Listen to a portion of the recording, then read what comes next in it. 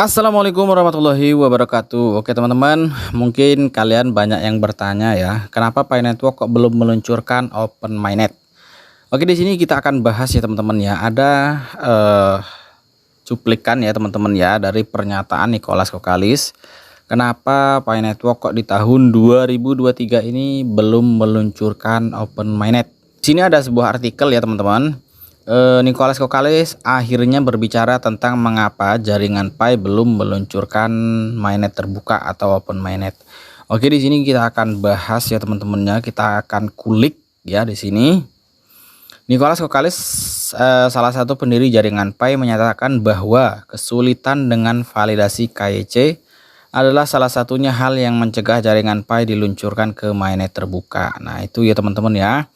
Dari sini aja kita udah sudah bisa melihat ya teman-teman ya. Dari pernyataan Nicholas ini memang kalau kita perhatikan sekarang memang untuk KYC ini masih sangat masih belum sempurna ya teman-teman ya. Masih banyak pioner-pioner yang KYC-nya masih bermasalah, masih banyak KYC-nya yang masih belum diterima ya. Kemudian ada juga yang sudah lolos KYC tapi koinnya belum bermigrasi ke mainnet. Nah, ini ya teman-teman ya. Salah satu faktor kenapa di tahun 2003 ini kita belum open mainnet. Bahkan mungkin di tahun 2024 kita belum open mainnet ya teman-teman ya.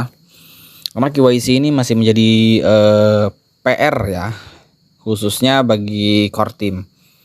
Kemudian sambil menasihati para perintis untuk lebih sabar, Nicholas Kokalis menyatakan bahwa KYC masih menjadi satu-satunya masalah yang menghalangi peluncuran mainnet dan bahwa mereka bekerja untuk menemukan solusi cepat. Oke teman-teman ya. Tapi tenang aja guys, tenang aja karena core team masih berusaha ya teman-teman ya, berusaha supaya KYC teman-teman pioner semua ini lancar ya. Masih diusahakan, masih dicari solusinya, bagaimana mekanismenya supaya KYC ini bisa lancar ya.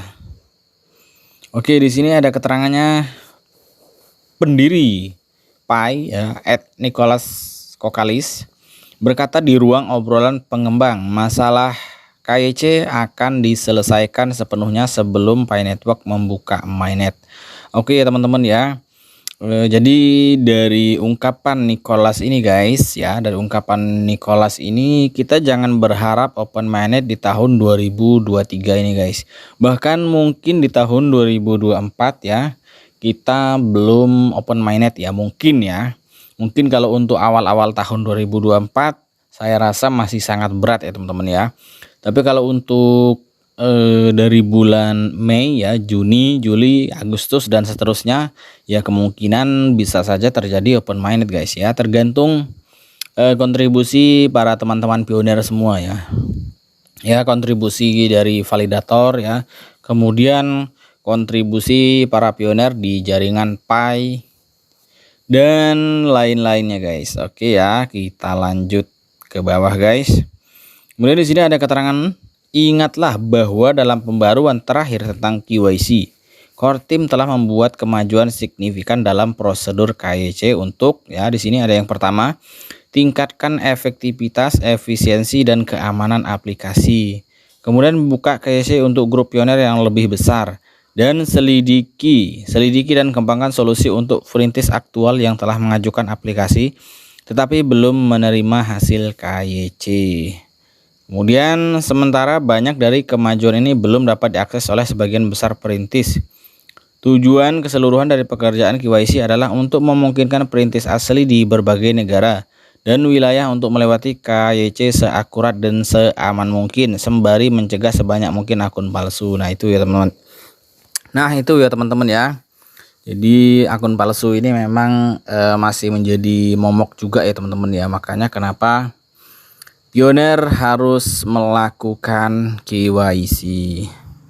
Kemudian sebagai prioritas tim inti, KYC sangat penting untuk mendorong ekosistem Pi yang dinamis dengan menyediakan onboarding yang andal dan aman untuk memastikan kualitas intrinsik jaringan. Oke ya teman-teman ya. Kemudian di sini ada keterangan lagi, Pi Network adalah cryptocurrency baru dan platform pengembang yang memungkinkan pengguna seluler untuk menambang koin Pi tanpa menguras baterai perangkat. Blockchain Pi mengamankan transaksi ekonomi melalui sistem meritokrasi seluler dan pengalaman Web3 lengkap. Tempat pengembang komunitas dapat membangun aplikasi terdesentralisasi atau dApps untuk jutaan pengguna. Oke teman-teman, kita jangan berbicara open mainnet dulu ya teman-teman ya. Kita baru selesai aja hackathon. Kemarin baru diumumkan siapa aja pemenangnya ya teman-teman ya. Ada, kalau saya lihat memang kebanyakan pemenangnya dari perintis Cina ya aplikasinya. Nah, kenapa Indonesia kok tidak ada satupun projectnya yang jadi pemenang hackathon? Nah, itu akan kita bahas di video selanjutnya ya teman-teman ya. Oke, ini aja dulu guys informasinya ya, semoga bermanfaat.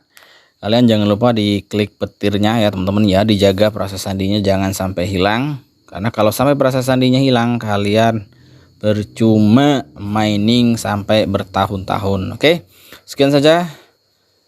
Assalamualaikum warahmatullahi wabarakatuh.